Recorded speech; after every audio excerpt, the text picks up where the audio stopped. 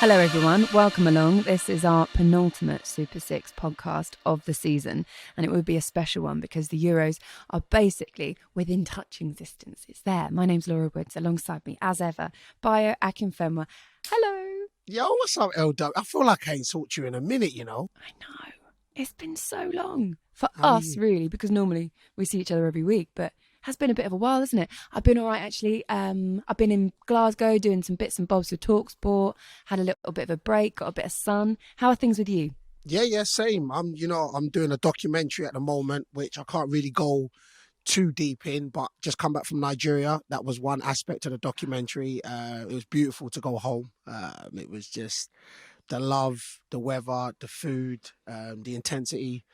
Now I kind of understand why, like, when my parents talk to each other and I feel like they're arguing and it's just love, I get that on a grand scale when I went to Nigeria, you know what I'm saying? So, but yeah, it was good. It was good. Nice to be back. I see you enjoying the weather. I see you.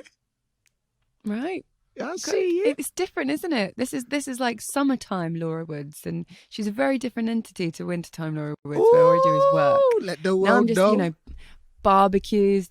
Oh, my Bayo had a daiquiri. I had a strawberry daiquiri when I went to Glasgow with Ali McCoist, and it was the best daiquiri I've ever had in my life. I should have sent it to you. I did take a photo, actually, but no, we'll get there. It wasn't. We still got to do this because right now, because the sun comes out in it. That's daiquiri time, in it. So I'm just hitting daiquiris left, right, and centre. We still got to do this test. I'm telling you, we got to do the combo. Right, have a barbecue or something. I tell you what, actually, next week's podcast we're back in the studio together. Yes, and I don't know if it'll be too early. I don't think there is a it's too never early too time early. for It's never too early for a daiquiri. All right, we're next. Next week we're doing it. Oh, the guest is going to have to be pretty special if we're going to bring daiquiris in. Yeah, I know. I wonder who the guest is going to be. All right, let's get thinking about it. Bradley Daiquiri. Oh, Daxter. Okay, this week we have an absolute legend on. I'm so excited. Stuart Pearce, Psycho. He's coming on. He's going to have a chat with you and I, and we're going to be on our best behaviour, aren't we? Oh, 100%. He's still, the crazy thing is, I grew up watching him, innit? And he's still got this intensity. You know, he's you don't get the name Psycho just for anything, innit? So I'm telling you, I'm not even going to try and banter him just because I may run up on him and he may do something. So, you know them ones. Okay, let's go meet Stuart Pearce. Coming in. Well, here he is. It's the legend himself. Very, very privileged to say that we have Stuart Pearce on today. But I have to admit, myself and Bayo are incredibly embarrassed because normally we're up and ready before everybody else. We had a few technical difficulties today. Lots of things went against us, and we kept Stuart Pearce waiting. Can you believe that? That's mad. We apologise. We apologise. I'm a very forgiving man, don't worry, as you can imagine. Thank God for that. But he's now told us he's only got 5 minutes, so we're going to have to hurry up. Right. Well, look, Stuart, this time of the year, when there's a major tournament, I mean, for you, it just must bring back so many memories, not just of playing in tournaments, but being in coaching staff and covering in these amazing events as well in your life as a pundit. Is this how exciting is this for you on a scale of 1 to 10? For me, especially with it in the most part for England anyway, being in this country, most of their games, it will be fantastic. I know I've got some special memories from Euro 96, but I've been fortunate enough to have worked right across the spectrum, really, from playing in them to coaching in them to being part of the media team with TalkSport that we work with at I think 3 major tournaments I've done now. So seen the whole spectrum, really, but really excited for this one. You know, I think we've got a wonderful clutch of young players, certainly at England level. And I think with the pandemic over the last year or so, we're all desperate for a really good tournament to excite us. All right, so Stuart, I always start by saying this, innit? See, I grew up watching you, innit? You're a legend, and we met at one event. You was the captain. Sorry, you was the manager. Sorry, captain, you was the manager. I came in, done a little team talk and that.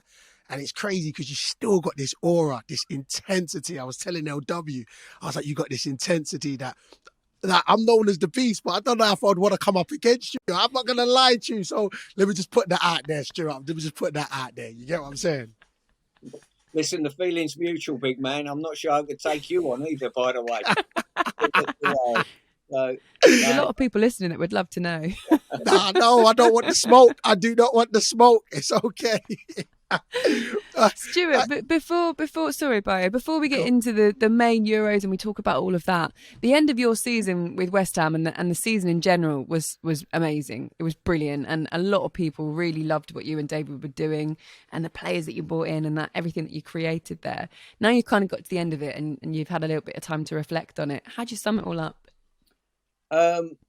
Well, certainly from the players' point of view, David's united a dressing room there that really is built on hard work, I've got to say. We've got some really genuine players in the dressing room that are an absolute joy to work with, and that for any coach is fantastic, or manager. We've got some talent in the dressing room as well. Every time we've brought a player in from the outside, they've helped with what we've got, whether it be the two Czech boys that we'll see play against England in a week or so, or whether it be Jesse coming in on loan in January, whoever it may be, to go with the likes of Declan Rice as well, and Mark Noble and one or two others. So they've got a real genuineness and togetherness at the dressing room, and Boyle know from his time in football, unless you've got that work ethic and that togetherness in the dressing room, you're never going to galvanise results. So that's been a real plus for us. We probably punched above our weight a little bit, if I'm being quite honest with you. There's certain games where we've come back into the dressing room and I've thought to myself, well, on another day we could have lost this game. But I think it's happened too many times for it not to be by chance. I think the players have generated that with their work ethic and work rate, So it's been really good. We know next season's going to be even tougher, to be honest with you. We've got a European campaign. And on top of that as well, whatever you achieve this year in the game is never going to be good enough next year. You've always got to keep improving. So hopefully one or two new faces in the dressing room and one or two players improving on what they done last year. All right, Stuart, I want to know, how hard is it to shift the mindset? So, like you said, the end of the season was very well. How hard is it for players to shift their mindset from a season to then tournament football? How hard is that shift? So, sometimes players will finish on form and then go into a camp and then all of a sudden you're like, oh, they're not the same. How hard is it? I mean, you've done both managerial and as a player. So how hard is the shift? The key for me at this stage of the season, as you know, it's not a physical one. Everyone's physically fit. It's a mental sharpness that you're looking to fine-tune in many ways. I think Gareth will certainly utilise his experience over time and his tournament experience to know exactly what the players want. It's been a really difficult one, certainly for the England squad, with so many, three of their teams been in major European finals, extending the league. What I like to do with my players when I was prepping, certainly the under-21s for the tournament we went to, take them away. We used to go away to Spain, where the intensity of the training weren't high, but you're looking to bring the togetherness together and freshen their minds up more than anything, and that is key. And I think, Gareth will be acutely aware of that. Whilst they can't go away anywhere and do exactly what sort of the preparation I think is ideal, they're going to have to try and do that with their togetherness and get creative with sort of keeping the boys amused within the St George's Park training camp. What do you think of the squad? So when Gareth made that decision and all those names came out, we had a slightly larger one and a slightly smaller one. What did you think of it? Were you quite inspired by it? Do you think it's a good squad? Well, put it this way, if we were picking the squad last year, we'd have no Harry Kane because he was injured. And I think he's a major plus for this squad. I think he's a real top quality, world-class player. And the more I watch him, the more I think that without him in the England team, we are lacking something, let's say. So that's the plus side. He's fully fit, playing well. I think we've got more attacking options in the advanced midfield area and up front than probably a lot of the squads and teams going forward. I think in previous time we've had a lot of players that are really good players, but we've not had the depth in what we've got at the moment. We've probably got at least 6 players in advanced areas, in Mount, in Rashford, in Sterling, and Kane and whatever, that can really change games, which is a plus. The downside is at the heart of our back line, I hope that we're going to be strong enough to win matches and the tight games, maybe beyond group stage, where you really need to carve out a clean sheet. And I know Bayou's team this year, you know, Carroll used to work at Wycombe, so we follow Wycombe's results and we played their pre-season. And a lot of their results this year, you were keeping clean sheets and hard to score against, you know, which always keeps you in a game. Yeah. And that's critical for any team. I guess that's the reason why I didn't play much, because my defensive capabilities ain't that great. But anyway, let's move on swiftly from that. So, Stuart, I want to ask you something, because every tournament, we all know, and that's one thing I do like about, you know what I'm saying, the English public and how we get together. We always say it's coming home. So I actually want to ask, how far do you think England can get and go in this tournament? I'm a sort of stats man, and I look and think to myself, you know what? England have only staged 2 major tournaments on our own shores, and this one's half and half. But most of our games are at home and at home soil. Certainly, if we get to a final or a semi, it will be. All the group games are. You know, there might be maybe a last 16 or a quarter that we have to go and travel. But the only time we've ever done that, we've won it in 66 and we've got to a penalty shootout semi-final in 96. So the stats are in our favour a little bit. I think I get the impression as well with England at the moment, more than any other time, that the media and the public are behind the team 100%. And I've not felt that in the past. I think the manager's created that brilliantly. I think he's a great statesman, Gareth, you know, and he unites the squad and the media and everyone outside it together. And that in a major tournament will be really important. I think we've got every chance, but I would probably say it's the most wide open European Championships. I think if you ask 10 people, they'd give you potentially 5 winners of this competition. You know, you can put a case up for Italy, Portugal, Germany, France, you know, some very evenly matched teams. So you'll need that little bit of luck. And the question mark for me, Bo, is can we defend well enough? You know, that is the question. I think we can score goals in any game, but can we defend well enough? Talking about all those attacking options, there are some incredible talents in there that they've just been a joy to watch these last couple of seasons. Foden coming through and doing everything he's done with Manchester City. Jack Grealish, you mentioned Harry Kane as well, potentially on for, could he get another golden boot? You know, these are the kind of things that these young players will be looking to achieve.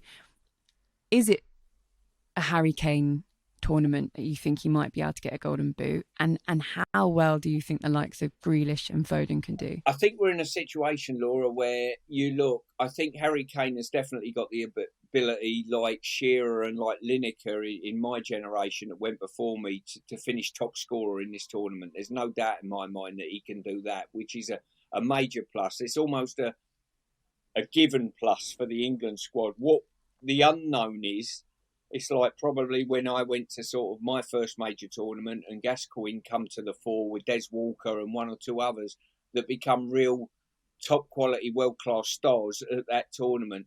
I think we got some really good players in our ranks, but we haven't got anybody at the moment, you know, that's been to a major tournament and delivered a performance that takes your breath away on that stage, that says you're a world-class performer, and that performance has driven your team to the final and won the final. And that's what we've got to do.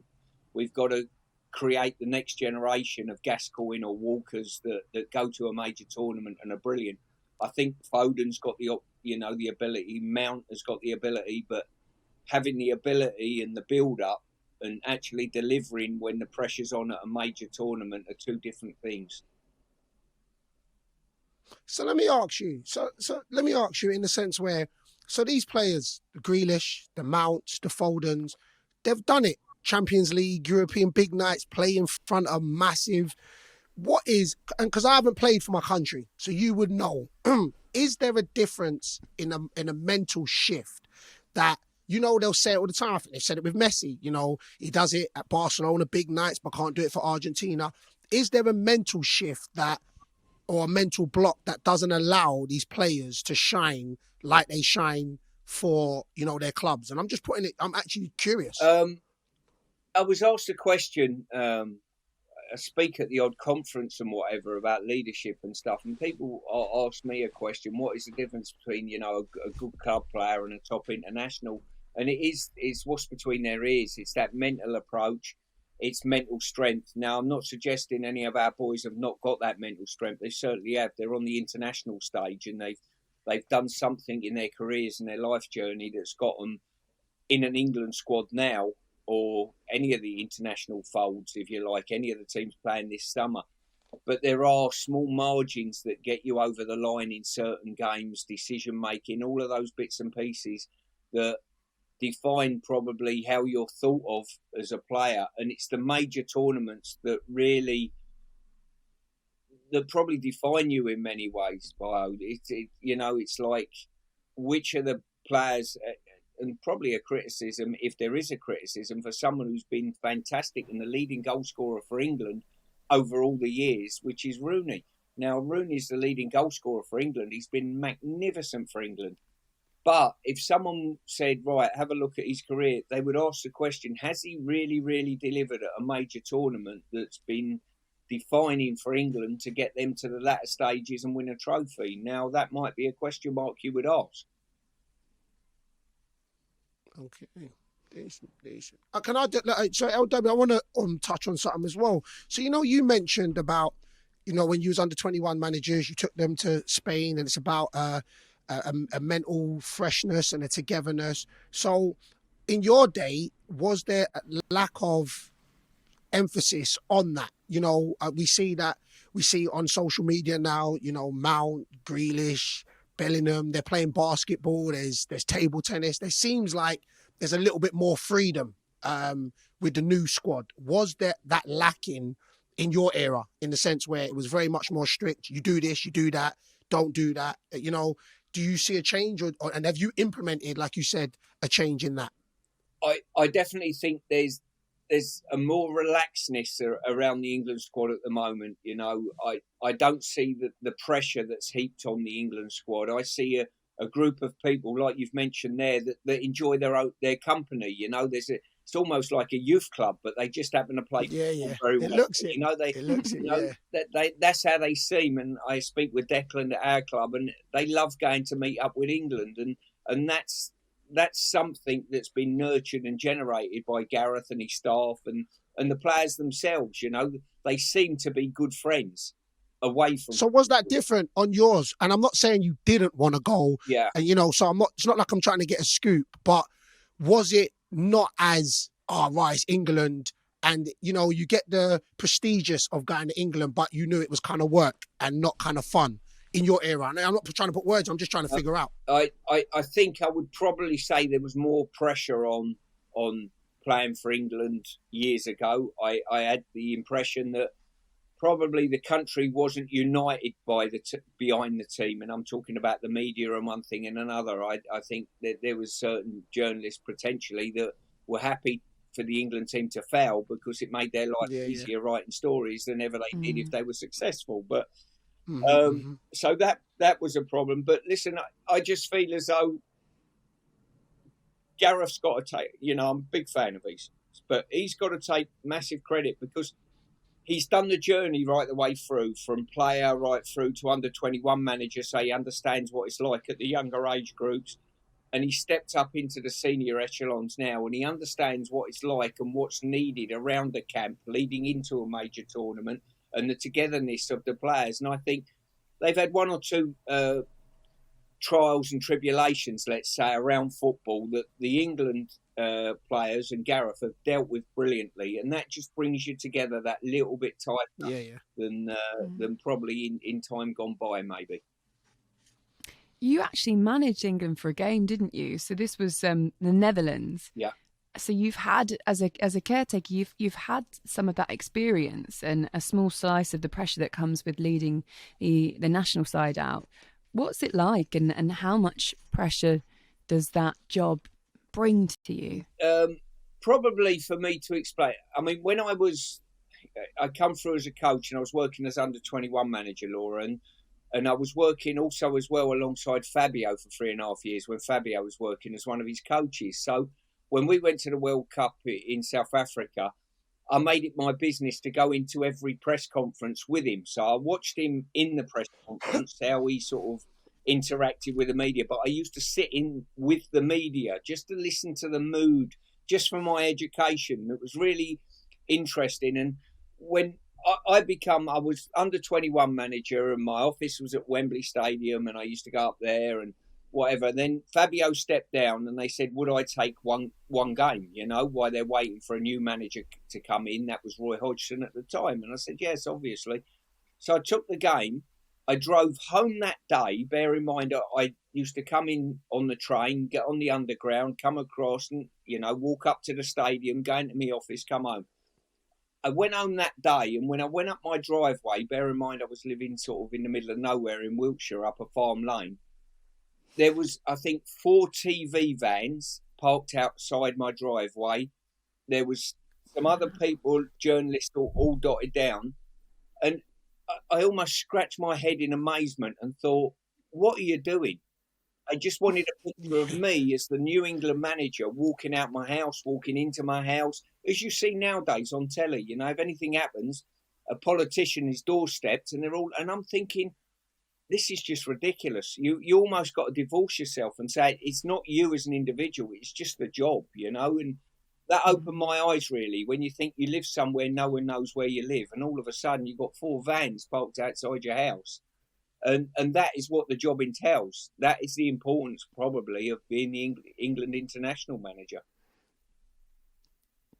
Did you ever think, so knowing Gareth Southgate the way that you do, playing alongside him, being in Pete's adverts with him, which we've both, by the way, reminded ourselves of, because that is just, for people that don't know, how was this Pete's advert pitched to you? And were you kind of like, yeah, I'll definitely do this? Like, tell us what it was. It was pitched to the 3 of us, and they said, myself, Chris Waddle, and the Gate, and they said, like, unless we get 3 of you, we're not doing it. So myself and Chris, maybe we're a little bit more money orientated, but we said yes straight away. Gareth was fresh. It was in Euro 96. He just missed a penalty. And we had to talk him round. And I said, Gate, don't worry about it. People miss penalties all the time. It's not a problem, honestly. The general public won't worry about you doing a pizza advert on the back of it. So we went to the photo shoot to do it and the filming. And he looked at me and Chris across the table as we just started the filming, and he said, did you really believe that? We went, no, of course we didn't. But you know what I mean? Without you, it's not going to happen. So I've got to say, one thing where I have respect for the modern day players, Bayu and everyone that's playing now. I, in my time, and Des Walker said this to me once, he said, you know what? He said, we had the best of football. And I said, what do you mean by that, Des? He said, well, we got paid reasonably well for what we done. But also as well, we could lead our own personal life as well without too much trouble and whatever. Mm. The modern day players now, you're under so much scrutiny. It's not easy to conduct yourself, especially when you're involved in top international football and stuff like that. And listen, we've worked together, Laura, and I pride myself on being a man of the people, You do. You are. I could tell you loads of stories about Stuart, but I tell you what, one of my most favourites, when I first started working on 5:30 kickoffs on TalkSport Saturday nights, I was terrified for a really long time, because you feel like you're trying to forge your way into a world and a business, and you're doubting yourself and you don't think you're good enough to be there, and you're really worried about it. And Sam Matterface was a commentator and Stuart Pearce was co-coms every week, and I was so scared of Stuart. When I first met him, I was so scared, and he couldn't have been more welcoming and nicer. And he used to bring shortbread. He gave me advice on how to keep warm, because it was unbelievably cold some of those nights, because we'd be there till 9 o'clock at night, and everyone's left the stadiums, and we're sat there, and it gets even colder. But it was, but you were just brilliant, Stuart. In terms of, I can almost understand what makes you a good coach in a way, because what you do is you give people belief in themselves to be able to go and do the jobs that they're meant to do, and it's almost like a safety blanket. Does that make sense? You must have heard that before. Not put that way, but that's Yeah, you're a Sadie Blanket. You nice, man. You nice. Come on now. You nice. You nice. But it's like it's like giving you the confidence, isn't it? It's just, and it's very little things, very minimal things that you can do for somebody to give them the confidence in their own ability to go and do their jobs. But it does mean a lot, and it does go a long way, especially when somebody is feeling a little bit like, oh, this is a bit of a big job. It might be beyond me, which is why I imagine, when you're trying to coach players to go and do a job on an international stage where, like you say, they're going to get scrutiny from everywhere, and you've experienced that scrutiny. That's kind of, for them, it's like, well, there's someone here that's been there and done that and experienced it all. As I say, it's tough. I do feel for the modern players. There's an expectation with modern players that they are the ultimate person and the ultimate professional, without any blemishes or anything. And to be fair, it's not always as easy as that. And under the scrutiny they operate on, sometimes you've got to sort of, it irritates me a little bit when people of my age probably turn around and say, oh, in my day, we've all got a different view of how things were, and you forget some of the bad things, Yeah, to be fair, I mean, because I'm on the cuffs, so yes, I am the experience now. I'm going to hit 40 next year, so wow. I'm on the cuffs of the new age and the old age, but I still say that you set precedents. You know what I'm saying? The old guard still set precedents. I get it. I get the way society's moved in the sense of social media. I get where there's cameras everywhere, and I get that everybody's got an opinion. Like, listen, people had an opinion back then, but everybody's got an opinion now. So I do understand that, it is, I do think it's hard, or different problems, should I say. I wouldn't say it's hard, I just think different problems. But I still think the old guard, you set precedents, and we look back and say, yeah, you know what? Yeah, we try and take what you lot did, and then, of course, try and put our own sauce on it.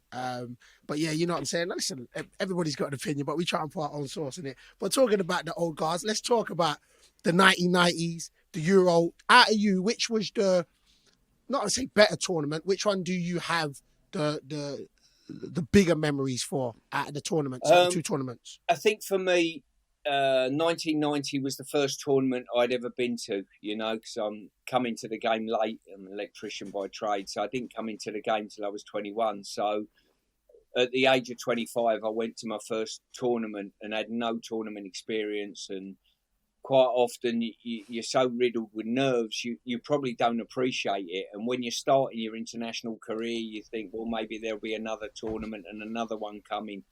And whilst 1990 was a fantastic tournament, probably 96, I was that much older. I was in my early 30s, and you appreciate it that little bit more, especially being on home soil. It was sensational to play at Wembley. I mean, I worked in the borough that Wembley's housed. I worked in Brent, that's where I'd done my apprenticeship as an electrician. So I knew the stadium. I used to work in the stadium as a 14-year-old kid in the bars and stuff when, for international. So I've got a real connection with the borough and the stadium as much as anything. And so Euro 96 was definitely the one, especially the camaraderie that was galvanised within the group as well as we grew during the stadium. I think everything was thrown in, the Three Lions song become an anthem of the stadium, and every time I bump into someone, especially of a certain age, I say my first tournament experience was going to games in Euro 96. And I think if you were in any of those games, especially the Dutch game, the German game, it was a special tournament and special matches to be involved in football. And I think rightly so, we're really proudly put on a major tournament in our country that everyone was really proud of. Stuart, I don't want to take your mind back there, but I did hear you telling a story the other day on TalkSport about 1990 for you. Will obviously have some different sort of memories that you want to put behind you. But weren't you in the airport, and you were sitting in the airport and you were going on holiday, and didn't you see the German team walk through the airport? Is that what happened? Yeah, I always book whenever there's a tournament, I always book my holidays 2 days after the final. So the first day is to get home and unpack, repack again, and then go on holiday the following day. So 2 days after the final, no matter, because obviously you've no idea where you're going to go, whenever you're going to finish in a final. So I done the same for Euro '96, and I was after the tournament. We ended up going home, getting packed, going to the airport, and I was sat at Heathrow, I think it was, waiting to fly out somewhere. And I just looked up, and the whole German squad just went past me with the trophy and everything. And I thought, well done, lads. I thought, as you can imagine. Unbelievable. So we're basically, and we can call it the eve of the tournament now. I think it's so close, isn't it? It starts on Friday. I know you're going to be involved with TalkSport and lots of other bits and bobs. Our group games: Croatia, Scotland, Czech Republic. When you look at all those individual games, obviously Scotland is going to be a full of memories, and especially at Wembley. But how do you think we'll do against these teams? How do you beat the different teams? Well, I think that the good thing for England, as I've noticed over the last year, we can score goals in any game. So that's a major plus for any team. I think we've got flexibility in formation. I think the team are quite happy to play a 3 or a 4 at the back and do it seamlessly. So I think we've shown that. The big thing for me in tournaments, as I've found, is the nerves of the first game. You know, it's all very well having high expectation. We've got a really tough opening game against Croatia. I don't think they're as strong now as they were 2 years ago when they put us out the World Cup semi. But, you know, in any tournament... Lost a few players now, haven't they? Are we stronger then? Are we? So in your opinion, are we stronger really than Croatia? I think we are. Yeah, I think Croatia have diminished slightly. I think we've improved and got better. I think Maguire missing from the heart of our defence will be a bit of a major blow. And if he can get back to full fitness as quickly as he can, the better. Obviously, Jordan Henderson's a major driving force within the group. Now, how quickly he can discover his fitness, I'm not sure. I think it was a good idea to pick him in the squad, that without a doubt, because of his major influence. I've worked with him at under 21 level, and what he does for Liverpool, he's a major driving force within the group, you know, and that's why Gareth picked him without playing a game for his club for months. I definitely think we're good enough to beat Croatia, but it'll be a really tight affair. And one thing you can't do, you can't lose to them in the first game, because I think we could recover from that, but you don't want to put yourself under that much pressure. Tournament football so much different to club football, and even one-off cup games, knockout that we're used to domestically. It's a whole new dynamic to it, a whole new pressure to it. You're wearing your country shirt as well, and that throws up something even bigger than club football. So I just hope that we hit the ground running and they play to the brand of football that I've seen Gareth and his team play leading into the tournament. All right, so I'm going to ask a question. So, you know, of course, Foden's got a new trim. So they're saying the Gaza trim, which I actually like the trim. It's cool, isn't it? Yeah, I like the trim. I like it. You know, going into that also shows that he's got some confidence, which is nice going into this tournament. So, of course, there's been a lot of comparisons to Gaza. You've played first time with Gaza. Do you see that? Do you see the comparison?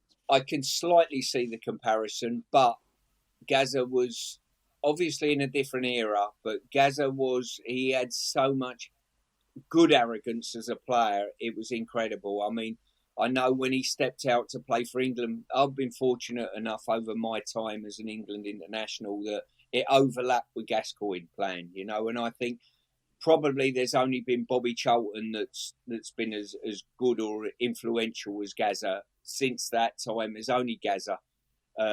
Even we've had some wonderful players play for England, and Gerrard and people like that. There's been no one like Gaza, I don't think, that's had the arrogance to want the ball on the big stage, to create things, to do whatever he does, and to have that madcap Gaza-ness that he had off the pitch to entertain all of us all the time. You know, he was just sensational, and we need to find that. I hope that we come out away from this tournament and look at Phil Foden or Mason Mount or Grealish and say, we've delivered another Gaza that's delivered at a major tournament and it's helped England get over the line. But it's all very well elevating these young kids. What we got to do is give them room to breathe in some ways. You know what I mean? Gaza was Gaza. I hope we find another one very soon. I wish YouTube. The funny thing is, because I grew up on that. I grew up on Gaza.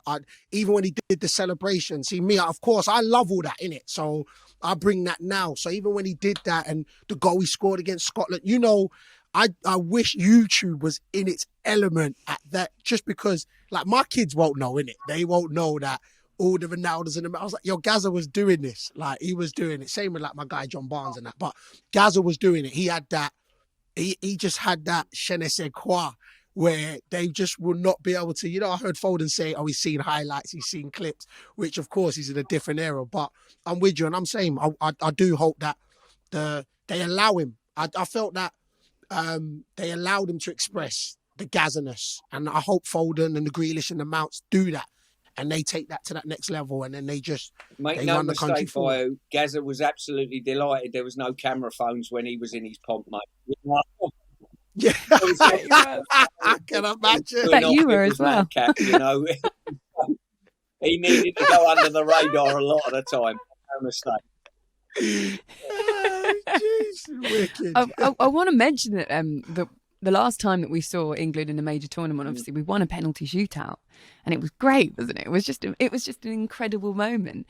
Do you think, like, with all of your experience in penalty shootouts at international level, what advice would you give these players? Is there anything really? Is there a trick to it, or you just got to go and score? There's a trick to it. It's an exact science, penalty taking. For me, it's not.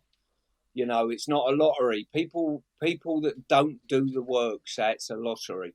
The reason why England won a penalty shootout against Colombia is because Gareth's done the work with the players. And, in my time before that, with the under-21s, we practiced hundreds of penalties and looked at all the stats I think the analysis boys that work for the England setup now went away and studied 10 years of footage of every penalty shootout around the world and come back to me, and they delivered a set of facts that said the most important penalty is the first penalty, then the fourth penalty is the second most important.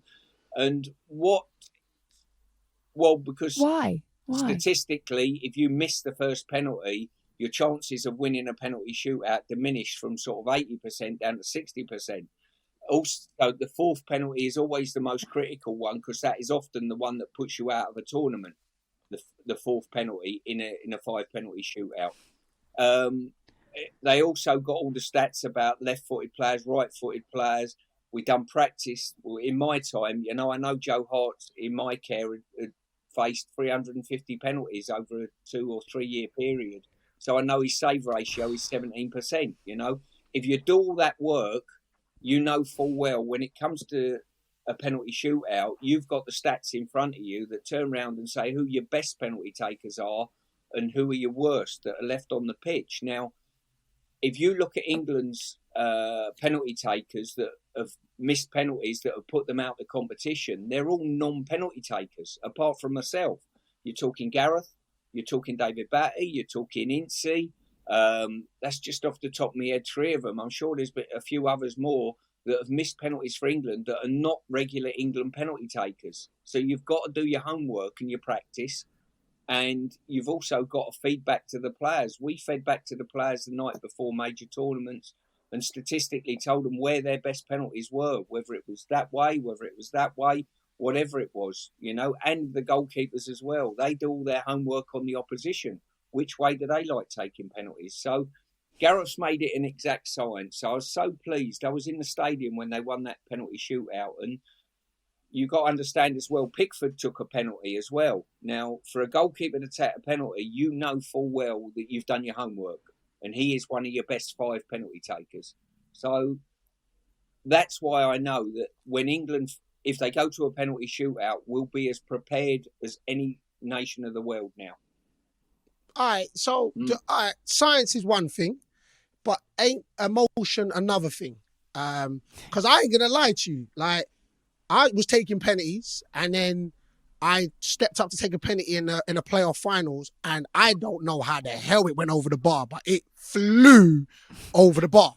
So for me, like, don't you say in the sense where don't emotions play a part in that whole, so you can put in the work. You know, it's different when you're taking penalties. I mean, I remember one manager, I can't remember who it is, but made us walk from the halfway line. So, you know, in training, sometimes you would just set up and you'll line up by the penalty spot. He actually made us walk from the halfway line to start taking penalties so we get the feel. But even so, there was nobody there but the boys. And then, of course, you add in how many fans is there. So do you feel that there's science and then there's an emotion? Yeah, 100%. That plays a part as well? I mean, let's just put it like this. If you talk about, I've been to 3 major tournaments as an international. 2 of those tournaments, I was knocked out at semi-final stage in a penalty shootout. So 66% of the time that I've been to a tournament, a penalty shootout has cost me and my team, and we've gone home. So I can't just overlook it. Yeah. I've got to delve deeper into it, and that's what I did. Yeah. Now, as soon as I was in charge of an under-21 team, let's say, from day one, 2 years away from a tournament, we practiced penalties after every training session, and we walked from the halfway line and we filmed every penalty and we fed back and we looked at the players. So over a 2-year period, they took hundreds of penalties in my care. So when you get to a major finals, you might not go into a penalty shootout. You might not. So we've ticked as many boxes as we humanly can. So when those players come to me, as we're about to go into a penalty shootout against Sweden in a semi-final for the under-21s, I pull a piece of paper out of my pocket that's got a list order of 1 to 23, every squad player. So I know who's the best and who's the worst. And whoever's left on the pitch, I don't wait for them to come and offer their services to me. I'll say to them, you're 1, you're 2, you're 3, you're 4, you're 5, you're 6, right to 11. So they know exactly the taking order straight away. That fills them with confidence. That's what you're talking about. When you've got a group of players around you and you can say, we've practiced for 2 years for this moment, gentlemen, you know? That is what fills them with confidence. Never taking a penalty in anger and walking from the halfway line at Wembley with no idea whether you're good, bad or indifferent at penalties, that is when your mind plays tricks with you. What we try to do is tick all those boxes mentally, and the mental side of it is a massive part of it. You're right. But we try to put all the other things that you can influence, tick all those boxes, which will also tick some of the mental elements of the game as well. What did you say to Gareth after Euro 96 when England got knocked out? A crap penalty, wasn't it? Have a slice of pizza. What was that? You know, sometimes when you get a bit of adversity, either in your life or in your profession, people sit with you and friends sit with you and say, you know, I know how you feel. And they don't know how you feel. They've got absolutely no idea, but it's a throwaway line. When myself and Gareth went back to the hotel, and we were good friends anyway, we met only with England and we got on straight away like a house on fire. We just similar people, similar professionals that care a lot about England. And we sat and at the tournament ended and he'd missed a penalty and whatever. And, you know, it was probably quite nice for me to sit across a table with him that had been through the same emotions 6 years earlier. But what it done, it made me stronger with my experience. And following Gareth's miss, it's made him stronger. And I saw that manifest itself in England's penalty shootout with Colombia. His bad experience, he put to good. And he empowered the next generation of penalty takers to win a penalty shootout because of his experience. And that's the mark of him. But there's very little you can say. Listen, him missing a penalty knocked us all out of the competition, you know, and you've got to hold your hands up and say, you know what, the Germans took some fantastic penalties on the day and we felt as though we had the best goalkeeper in the world in the sticks for us. What about now? If you were to pick the 5 penalty takers for England, who would you pick? The ones that I'd done the homework on for the last, however, my vision when I first went into the FA to work for the FA was every player, when they come to represent their country at 15 years old, has to take a penalty after every training session. All of those stats should be accumulated and kept, and everything that they do at their clubs should be accumulated and kept. So when you come to a stage now and you ask me that question, I can't pick players off the top of my head. I go by stat. over a 10-year period. All right, let me ask you. All right, let me ask you a question. Let's just say this, right? So, say you're number one penalty taker, and I'm throwing this out because I just want to throw this out. So, say you're number one penalty taker. He's your number one, but in his head, in his game, he hasn't had a good game. He's felt like his touches has been off, and he's come to you and said, "Gaffer, I don't want to take it." Would you just say, "All right, cool," and then move to number 2, 3, 4, 5? I would, but I'd like to think I've created an environment where the players know exactly what the journey is to get to that penalty equation, and they would turn around and they would know exactly that before they get to me, I'm coming out with them and telling them what number they're taking, So, and that for me, as a coach or a manager, empowers the player and gives them trust. If I think that every time they don't have a bad game, I take them off taking penalties, what message does that send out to the player? You're a current player now. If your manager said, you get a penalty for Wickham, it's a big penalty, all of a sudden they shout onto you, "Hey, you ain't been playing well, I don't want you taking it, I want someone else to take it." What message that send you, So I've got to... It's true. They let me take the penalty and I scored. Thanks, though.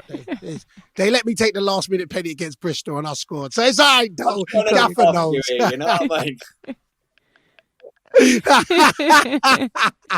Stuart, I've got to ask you about Declan Rice. You know him so well now. I work with him so much. What are these qualities that he has? Because people think he could be a future captain of England. He's got those kind of qualities in him. Do you think so? Put it this way: he captains West Ham United at this moment when Mark Noble's not on the pitch, and he's really fortunate that he's got a great role model in Mark Noble to learn from as a captain, who's someone really cares about the club, which is probably the best way to learn.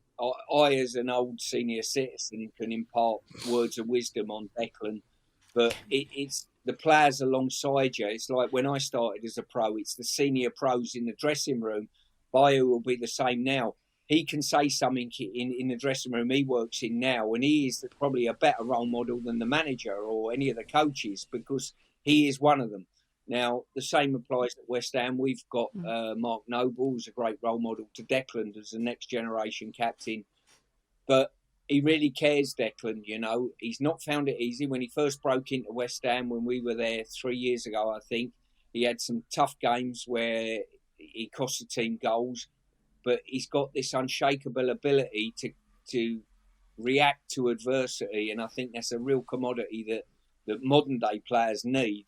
And certainly captains need as well. And I think he cares about the group. He cares about the team and cares about the club that he works for. So I think he'll be a great captain in the future. It wouldn't surprise me if he becomes an England captain of the future. Yeah, I agree. And we've had Declan on this show and I've met him. And he just seems like he just takes everything in his stride. It don't seem like he's got an ego. It seems like he's got a love and a lust to learn, which is needed. And exactly like you said, I mean, leaders inspire by doing. And he just seems like he's just got that energy where he's like, listen, boys, we're in this together. So I'm with you. I do think that he will be an England captain one day. Like, you know what I'm saying? After my boy, Hendo just kind of chilled. You get me? You know what I mean? To be fair, I've been fortunate. What about Jesse Lingard? Let me touch on Hendo a minute. Sorry, Hendo, you made a point there. I know you're a big fan of Merseyside up there, but Hendo was my under-21 captain, and he was just sensational. He really cared about the group. Suffered a bit of adversity when he went to Liverpool as well, people questioning his credentials. But I tell you what, he reacted to that, same as we're talking about Declan. He reacted to that, and what a leader he is now of the group. I'm not fortunate enough to be on the inside of the England group, but from what I can gather and what I see and hear around football, Hendo and what I've witnessed personally when he was a younger man, incredible captain and an incredible unselfish leader of his group, You talk about Jesse. Jesse has had quite an incredible 6 months. He could not have done any more to secure a place in this squad. And I think the only thing that, I'd probably say the only thing that has kept him out from not being picked in the 26 when we lost a player in Trent was probably the fact of we've not looked defensively secure, and they needed an extra centre-back in there with Maguire's injury to give us another option. I think if it wasn't for that, Jesse would have definitely been in the squad, and I think his form probably deserves him to be in the squad. I saw it. He put a message out, didn't he, on his social media, just to say that it's an honour to be involved at all. And it's funny because he'd been criticised in the past for his maturity levels, I suppose. And this season, what he's come through, and to leave a club like Manchester United, even on loan, Stuart, must be quite difficult when you've got the history that you do with Jesse and Manchester United.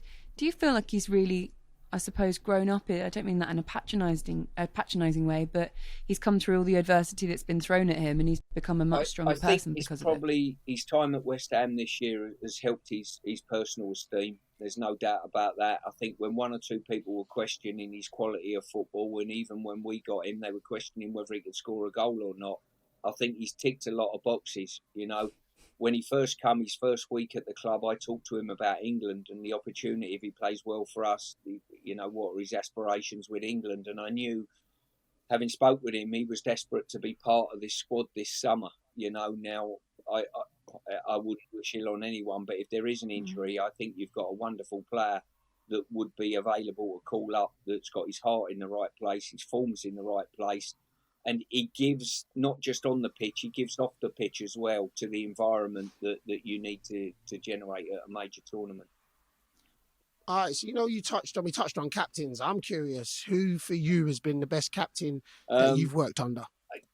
I had to answer this question.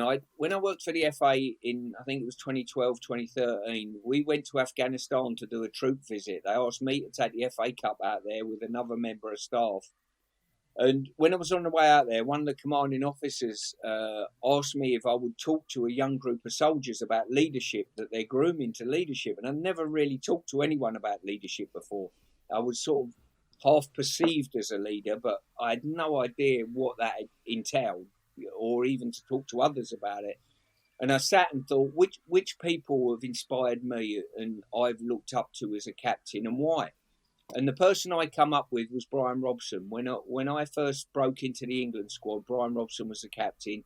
He was the best player. He carried the team on his shoulders for most of the 80s, I've got to say.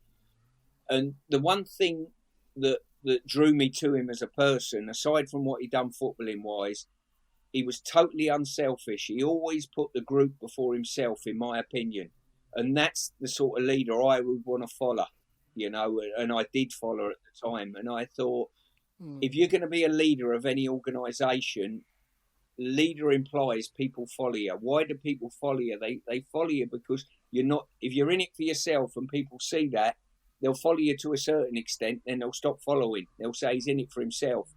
I always got the impression, if you're going to be a top leader for any organisation or any football team or whatever, yes, you've got to deliver to a high level yourself, obviously.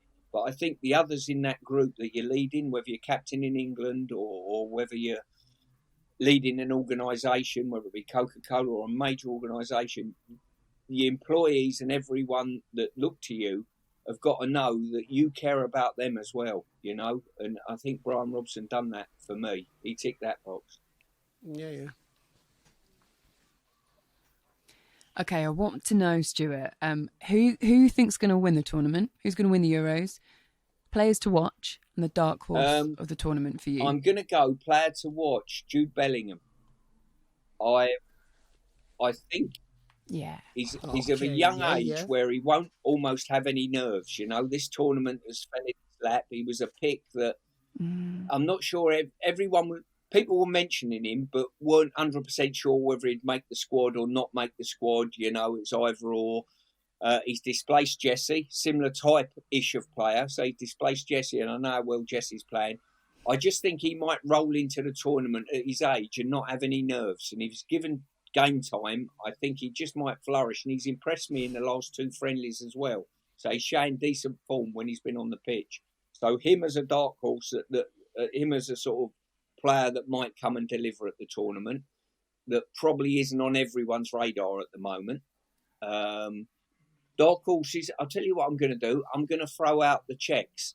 I'm going to say that the Czechs might deliver, and that's solely on working with the two boys that work at West Ham. They're absolute sensational lads. Souček, it will be a real threat in both boxes, you know, with his heading ability, his genuineness. Kufel can supply great crosses. So I know them firsthand. So I'm going to have them as the dark horses. Now, in regard to who I think is going to win it, you know what? I think it's the most wide open tournament that there's been. I think Italy are coming in with good form. The French are good. You look at the squad listings of all the teams, and you tell me. But I'll tell you what, because I've worn the 3 lions on occasion, I've got to say England. But it could be. Yeah. It's coming home. It's coming home. Let them know it's coming home.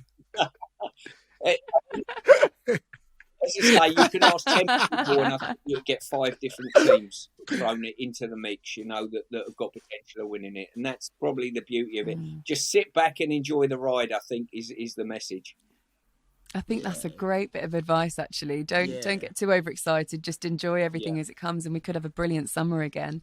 My last thing that I want to ask you, Stuart, this one is a little bit more difficult, but we'd like to ask you your combined ultimate Euro 96. We could go back to that one, couldn't we? No, your ultimate combined Euro 2026-a-side team. So you can have anyone from any team in the tournament, a 6-a-side team.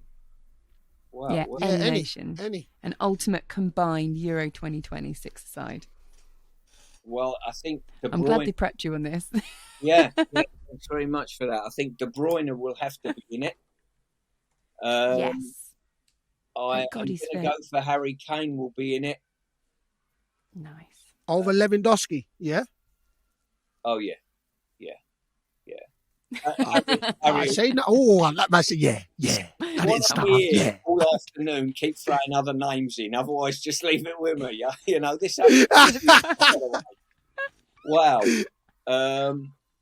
6-a-side. I'm going to go Kyle Walker. I'm going to put him in because I think we need a little bit of pace at the back. Okay. I quite like that.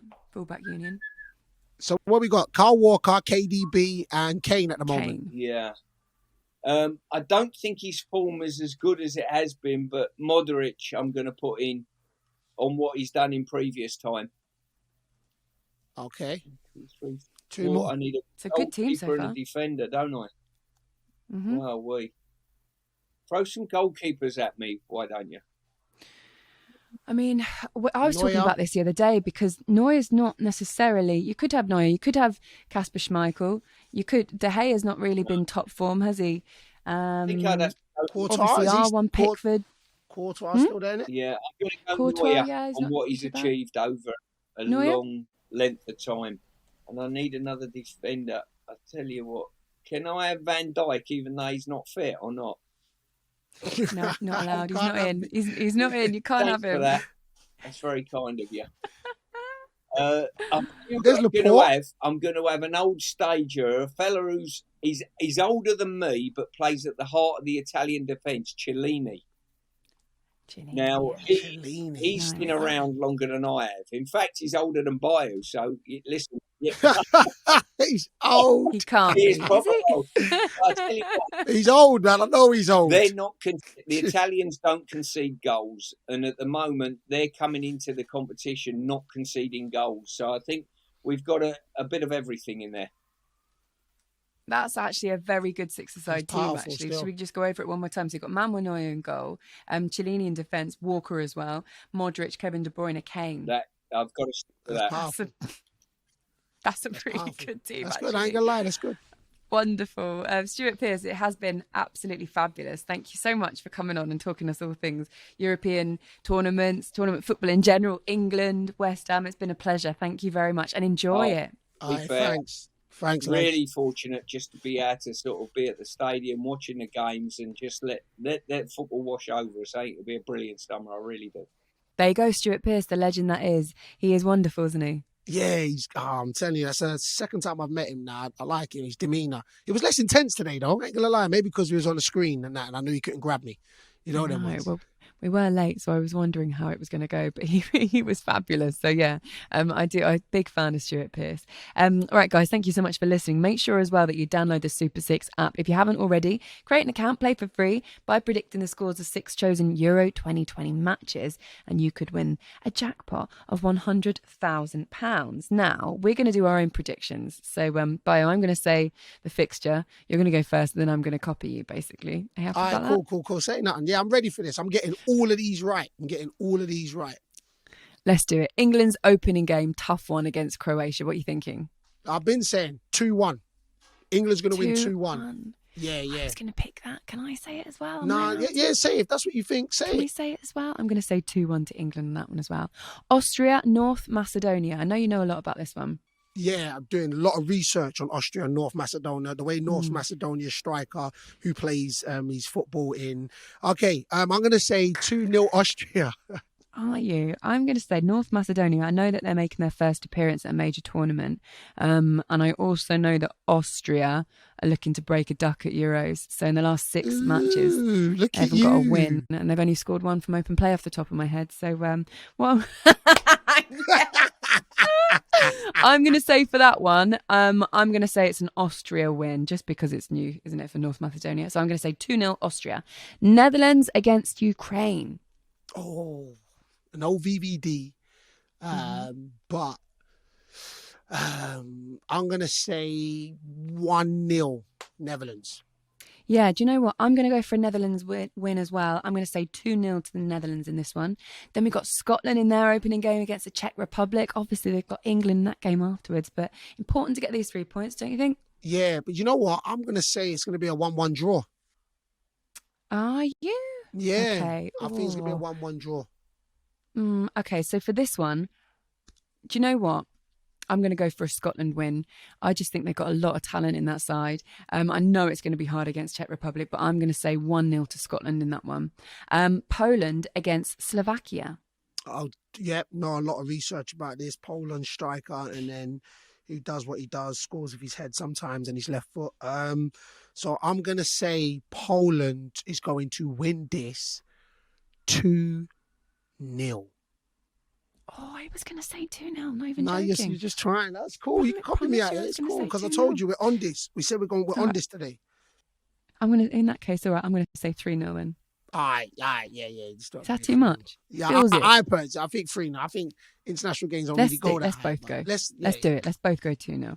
Right, last one. Spain against Sweden. Spain. I know Ibra's injured.